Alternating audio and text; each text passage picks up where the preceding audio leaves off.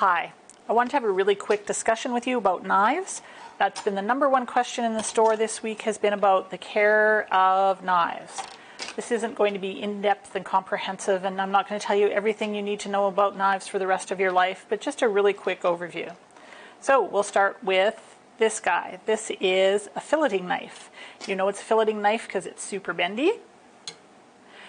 And so you could take it and run it along the backbone of your fish and separate the skin from the rest of the fish. The other thing you'll notice about this knife is it's considered a full tang knife.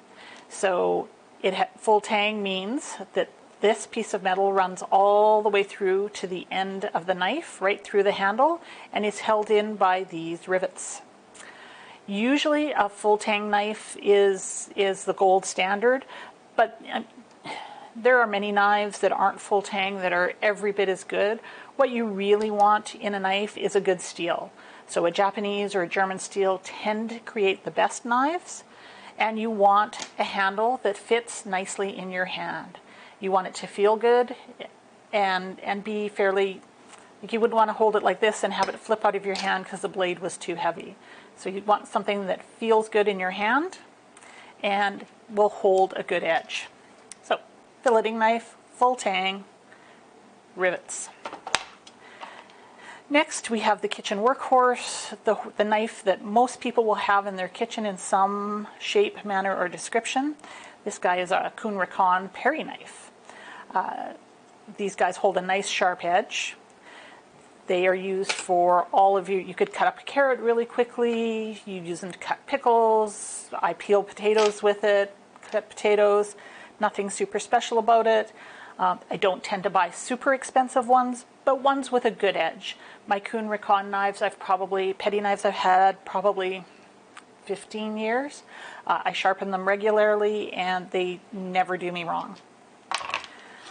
Next, we have the kitchen workhorse. This would be your general utility chef's knife. And this would come in different lengths depending on what works for you. This one I do not believe is full tang. Again, still a really great knife. Fits nicely in my hand, feels fairly well balanced. Again, with Zwilling, you can tell what kind of knife it is. It will have 1-man, 2-man, or 3-man. I think oh no, I do have a 1-man knife on the board today, but and that just is more about the construction. All the steel in Zwilling knives, they're generally the same. So it's more about the construction and the handle construction that determines the difference between the 1, 2, and 3-man knives. Then we have this fellow. Hopefully you can see the dimpled edge on the side. This is called a Granton edge, and it just keeps food from sticking to your knife. So this is a great knife for cutting up cheese or brownies or anything that's going to stick. This is a great little knife. Next, we'll talk about serrated knives. So there tends to be 2 different styles of serrated knife. There's this guy who's got lots of little tiny serrations, and we all tend to think this would be a better one for doing a great job. In some cases that's true. If you're cutting up a pie, this is fabulous. If you're cutting a loaf of hot bread, not so good. Too many serrations, you'll tend to have to mush your bread, and the knife will not be doing the work for you.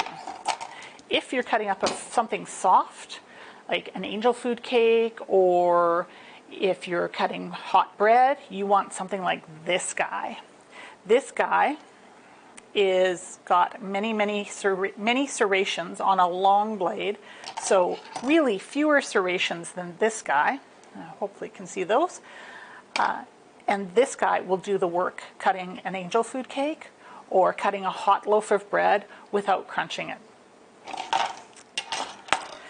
Last but not least, we have a cheese knife. This little cheese knife is serrated. It also has holes in the blade so that your cheese tends to stick less to it, and it has a very pointy end. So once you've cut your cheese, you can stab it and put it on your plate without touching it with your fingers. So if you're doing a cheese board or a charcuterie, this is a great knife to have on a charcuterie board. Last but not least, the question I get asked lots and lots and lots is, can you tell me what a great knife is that I can put in the dishwasher? Well, the manufacturers of all of these knives will tell you, absolutely, these are dishwasher safe. And that's sort of true. You can put them in the dishwasher, the handles won't fall apart, you will still have a blade on the end of it when you pull it out of the dishwasher. But the real truth is the motion of a dishwasher and the dishwasher detergent itself will eventually destroy the edge on your knife and make it more difficult for you to get a knife to hold an edge. If you really, really, really want your knives to last you a long time, after you're done using it, get some warm water, put a little bleach in it if you like, and clean your knife just like that. Simple. Way simpler than putting it in the dishwasher. Put it back in the drawer, it's ready to go. Yeah, you might want to dry it off just a little bit because that was a little bit damp, but that's all there is to looking after your knife. It's not complicated. When I'm cooking, I will often do just this, have a bowl of water on the side so that I can clean my knife and throw it back in the drawer and it doesn't wind up in the sink. You don't want to throw your sharp knives in the sink because if somebody comes in and helps you do dishes and they stick their hands in their sink, they may take finger off. And that is never a good thing. So that's all you need to know about using your knife every day. One more knife to show you. And everyone should have one of these in their cupboard. It is a plastic knife. I know, you're thinking plastic, seriously, Celeste, get real. But this is be one of the most useful knives you have. This is actually a plastic cheese knife by Kuhn Rikon. And it is great for cutting cheese. It is also great if you have little people helping you cook because they can't cut their finger with it. And it will cut a carrot. Ironically, you didn't know that, did you? But it actually will cut up little carrots. So it is really a good kid's knife to have in the kitchen if you're trying to get your kids to help you cook. The other thing this is fantastic for, or the other two things this is fantastic for, is the first one is salads. So if you're cutting up lettuce and you don't want to have the rust spots on it, use a plastic or ceramic knife.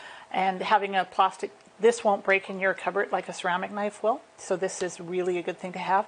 And if you have baking pans, like if you look at this baking pan, you can sort of see all kinds of cut marks where over the course of many years, people have cut using a metal knife. If you have a plastic knife, it will not leave marks in your baking tins. So, and it will cut all of your squares, so you might as well use the plastic knife.